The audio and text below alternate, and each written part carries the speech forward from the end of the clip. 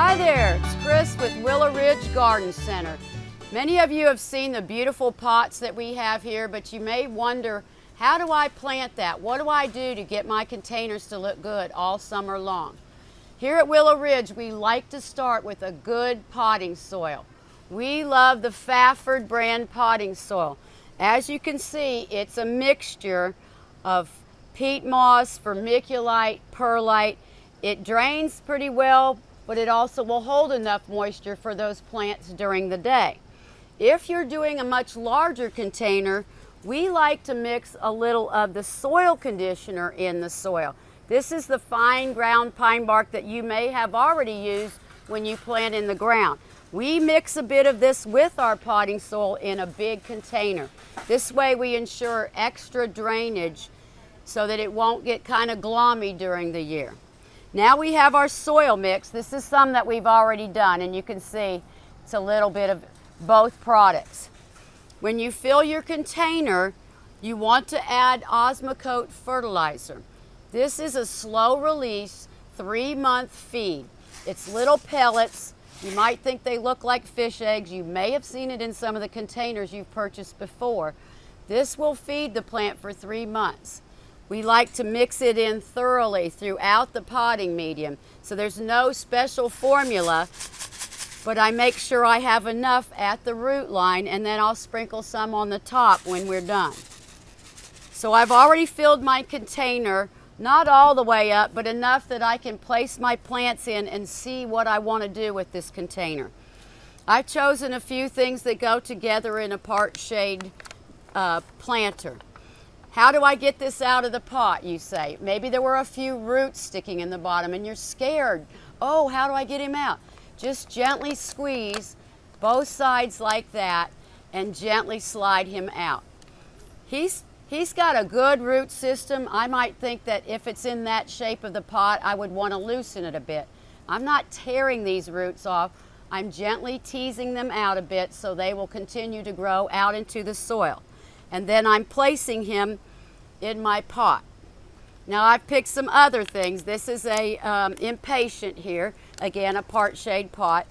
It's not very root bound, and you don't want things that are really root bound, but I'm still going to tease it out just a hair. I'm not hurting him. He's not screaming. He'll be happy. I'm putting this will grow taller in the back, a purple. I'm going to put a little browalia in the front for some blue. He's not real bad, so I'm gently tickling that loose. I think I need another bright color in here.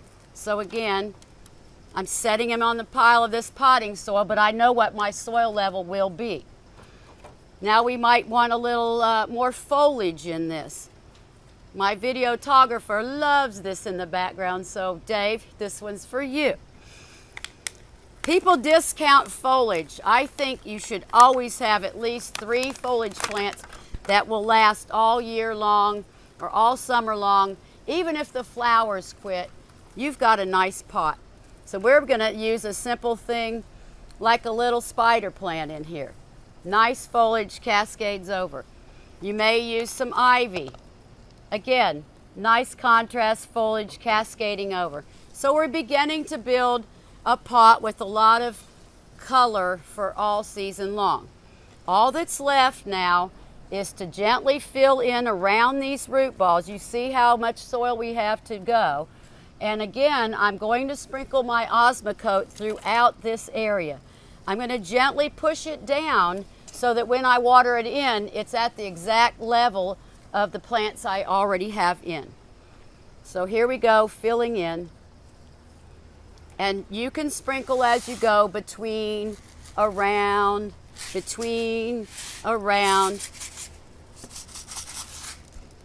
And once you've filled in everything, you're ready to water it in well. Now, with containers, people ask, how often should I water this thing? Depends on where you're using it. In a shade spot, it may need it only a couple times a week. A full sun pot, you may come home from work and it's suffering. That tells you you need to water more often. A good thorough watering till it runs out the whole of the pot. You should always have a hole in your container, and you'll know that you've watered it well.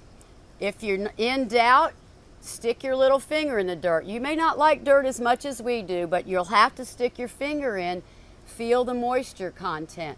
The plant usually will wilt and tell you. You don't want that to happen every day. That compromises the amount of blossoms that will come on it. So try not to let it just wilt down to nothing every day. There are soil retention, water retention crystals that can be added to potting soil. If you find you cannot keep that sucker watered, you sprinkle those in the mix when you plant, and they let water out to the soil very slowly, so that will decrease the amount of watering you have to do. But watch your plants, pay attention to your plants, enjoy your plants. Thanks again, Chris at Willow Ridge Garden Center, Oak Ridge, Tennessee.